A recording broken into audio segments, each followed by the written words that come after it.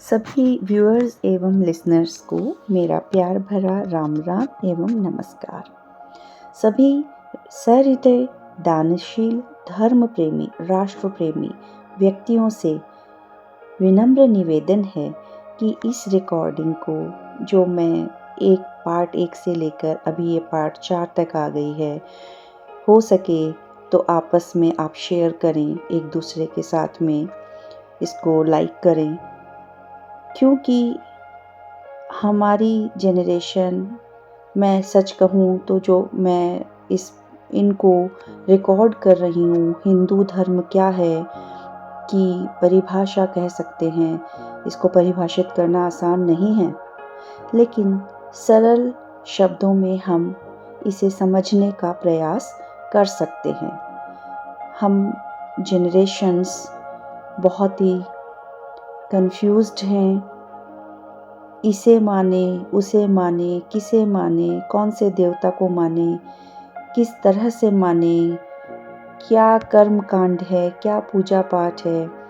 इन सब भ्रम को दूर करने के लिए मेरा ये छोटा सा प्रयास है कि हमारे ऊपर किसी भी प्रकार का कोई बंधन नहीं है, परंतु इस में जो मैंने व्याख्याएं दी है उनको मानकर समझकर यदि हम चलते हैं तो हमारी जीवन प्रणाली बहुत ही आसान हो जाएगी। हम जीवन जीने की शैली सीखने की कोशिश कर सकते हैं। ये मेरा एक छोटा सा प्रयास है।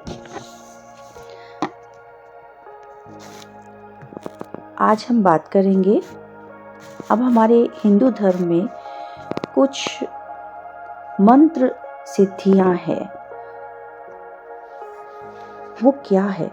मंत्रों का नियमित रूप से पूरे ध्यान सहित जप करने से आत्मिक लाभ होता है तथा ईश्वर की अनुभूति सरल होती है। कुछ विशेष मंत्र निम्न हैं जिन्हें हम सोते, जागते, उठते, बैठते यदि हम उन्हें मन ही मन में बोलते रहते हैं तो ये मेरा विश्वास है कि हमारे दिन प्रतिदिन की जो पीड़ाएं हैं वह ईश्वर कम करता जाता है। सर्वप्रथम मैं बात करूंगी गायत्री मंत्र की, जिसका उच्चारण इस तरह से है: ओम भूर्भुवः स्वः तत्सवितुर्वरेण्यं भर्गो देवस्य धीमहि धियो यो नः प्रचोदयात्। दूसरा हमारा मंत्र आता है महामृत्युंजय मंत्र, जो हम शिव भगवान को डेडिकेट करते हैं। ओम त्र्यंबकम यजामहे सुगंधिं पुष्टिवर्धनम् उर्वारुकमिव बंधनात् मृत्योर्मोक्ष्यमामृतात्। तीसरा मंत्र आता है महालक्ष्मी मंत्र। ओम श्री महालक्ष्म्यै नमः। ओम आयुर्देहि धनं देहि विद्यां देहि महेश्वरी समस्तम अखिलम देहि देहि मैं परमेश्वरी। मोक्षकारक मंत्र। ओम सो अहम शिवो अहम अहम ब्रह्मास्मि। ये मंत्र हैं जिन्हें हमें बजते रहना चाहिए। घर से कार्य के लिए निकलते हुए, कार्य से घर के लिए निकलते हुए आप इनको मन में ध्यान धरते रहें। जबकि कुछ और मंत्र भी हैं तो हम बहुत ही आम भाषा में इसको बोलते रह सकते हैं। ओम नमः शिवाय, ओम नमः शिवाय, ओम श्री रामाय नमः, ओम श्री रामाय नमः, ओम नमो नारायणाय, ओम नमो नारायणाय। हरि ओम तत्सत, हरि ओम तत्सत। ओम श्री गण गणपतये नमः, ओम श्री गण गणपतये नमः, ओम नमो भगवते वासुदेवाय। ओम नमो भगवते वासुदेवाय। ओम श्री राम जय जय राम। ओम श्री राम जय जय राम। ओम श्री दुर्गाय नमः। ओम श्री दुर्गाय नमः। ओम श्री हनुमते नमः। ओम श्री हनुमते नमः। ओम श्री सरस्वतीये नमः। ओम श्री सरस्वतीये नमः। ओम श्री कालिकाये नमः। ओम श्री कालिकाये नमः। हरे राम राम राम हरे हरे, हरे कृष्ण कृष्ण कृष्ण हरे हरे। क्या आनंद आता है इन जपों को, इन मंत्रों को जप करते रहने से। हरे राम राम राम हरे हरे, हरे कृष्ण कृष्ण कृष्ण हरे हरे। हिंदू धर्म में अष्टांग योग क्या है? सफल और सुखी जीवन जीने के लिए तथा ईश्वर की प्राप्ति के लिए अष्टांग योग का पालन करना अत्यंत आवश्यक है। अष्टांग योग के निम्न 8 आयाम हैं। सर्वप्रथम है यम।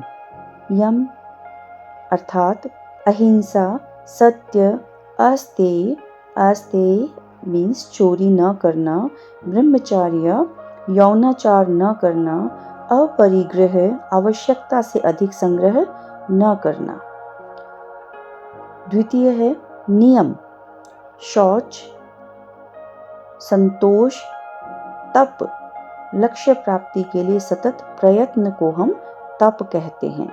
स्वाध्याय, उच्च विचारों का पठन पाठन। ईश्वर प्रणिधान, ईश्वर की उपासना। तृतीय आसन, बिना कष्ट के स्थिरता पूर्वक देर तक एक ही प्रकार से बैठना आसन कहलाता है। चतुर्थ है प्राणायाम, सांस का नियंत्रण विशेष प्रकार से। प्रत्याहार, इंद्रियों को उनके विषयों से विमुख करके अंतर्मुख करना। धारणा, चित्त को एक विषय पर ठहराना। ध्यान, चित्त को लगाकर उसी विषय पर लंबे समय तक ठहराना। समाधि, चित्त को उस विषय से भी हटाकर विचार शून्य करना। अब ये चित्त जो सब नहीं समझ पाए उनके लिए चित्त का मतलब है बुद्धि, मन, ध्यान। इस अष्टांग योग के पालन करने से शरीर और मन दोनों बेहतर होते हैं। व्यक्ति आनंद का अनुभव करता है और उसके लिए ईश्वर की प्राप्ति का मार्ग प्रशस्त होता है। महर्षि पतंजलि कृत योग दर्शन में ये सारी बातें हम जान सकते हैं।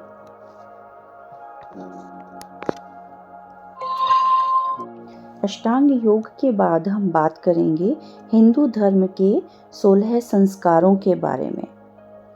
हमारे जन्म से लेकर मृत्यु तक 16 संस्कार माने गए हैं, जिसमें सर्वप्रथम आता है गर्भाधान संस्कार। इन 16 संस्कारों के बारे में हमारे ऋषि मुनियों ने मानव जीवन को पवित्र एवं मर्यादापूर्ण बनाने के लिए संस्कारों का प्राविधान किया है। प्राचीन काल में संस्कारों की संख्या 40 थी, जो समय के साथ घटती गई। व्यास स्मृति में 16 संस्कार बताए गए हैं, इसलिए हम 16 संस्कारों की बात करेंगे। प्रथम है गर्भाधान संस्कार। गृहस्थ जीवन का, मैरिड लाइफ का एक मुख्य उद्देश्य अच्छी संतान को जन्म देना है। अच्छी संतान के लिए गर्भ धारण करने से पहले अपने शरीर और मन की पवित्रता के लिए यह संस्कार किया जाता है। द्वितीय आता है पुंसवन संस्कार। गर्भ ठहर जाने पर भावी माता का व्यवहार और विचार संतुलित एवं अच्छे बनाने हेतु गर्भ धारण के 3 माह बाद गर्भ पूजन किया जाता है। थर्ड है सीमांत संस्कार। इस संस्कार का उद्देश्य गर्भ में पल रहे शिशु और उसकी माता की रक्षा करना है। इस संस्कार द्वारा गर्भिणी स्त्री का मन प्रसन्न किया जाता है। जात कर्म संस्कार। नवजात शिशु को बुद्धि, बल और लंबी आयु के लिए पहली बार स्तनपान कराने से भी पहले किए जाने वाला संस्कार है। नामकरण संस्कार।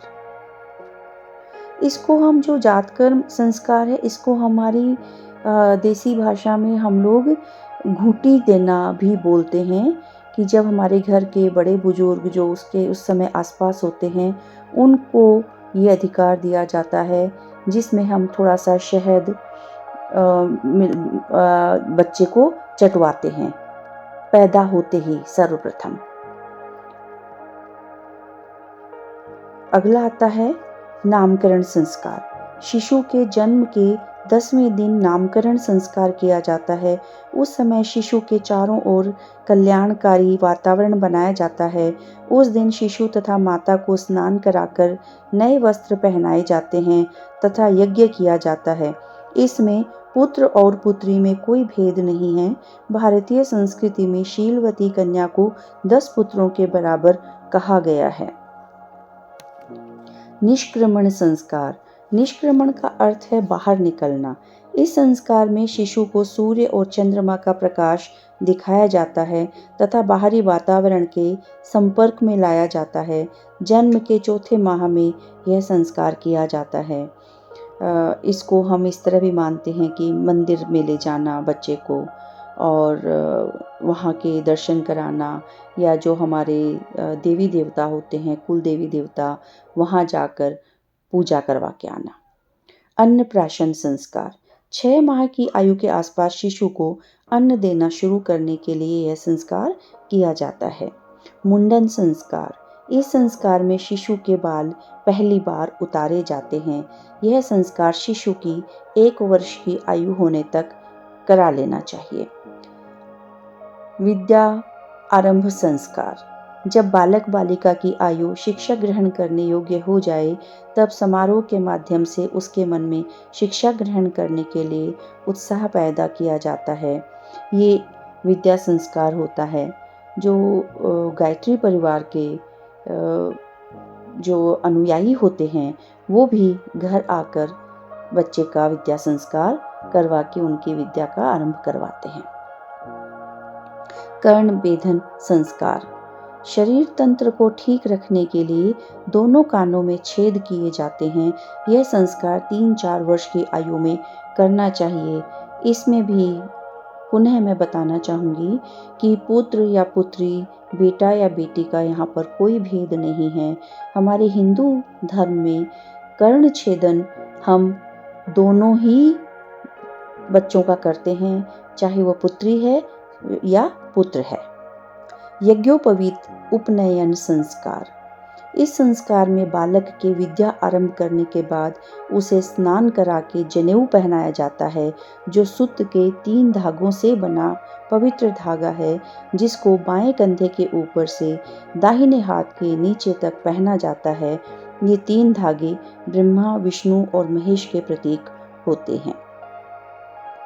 वेदारंभ संस्कार। यह संस्कार ज्ञान प्राप्त करने के लिए गुरु के पास भेजे जाने पर वेदों का ज्ञान देने से पहले गुरु द्वारा कराया जाता है। वेद का अर्थ ज्ञान होता है।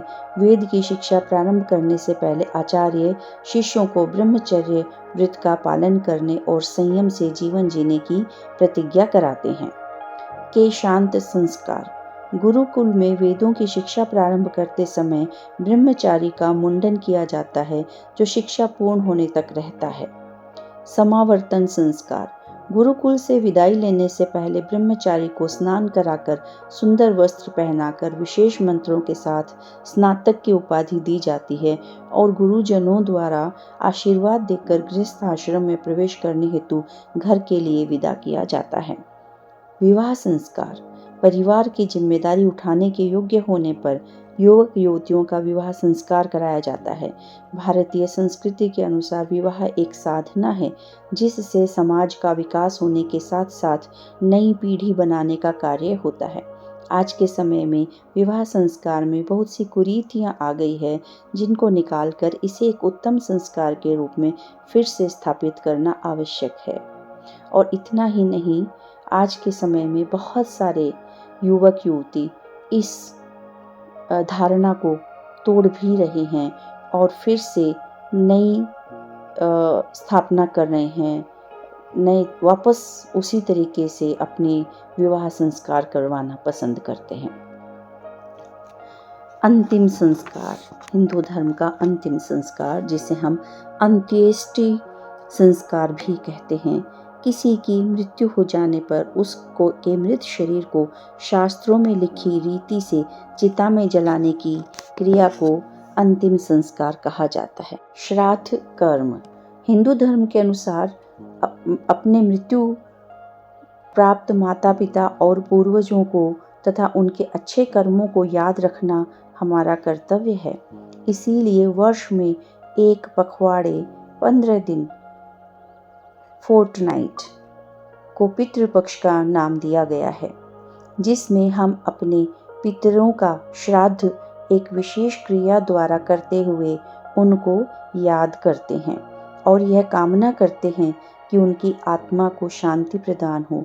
यह श्राद्ध कर्म आश्विन मास की प्रतिपदा प्रथम दिवस से प्रारंभ होकर अमावस्या तक किया जाता है।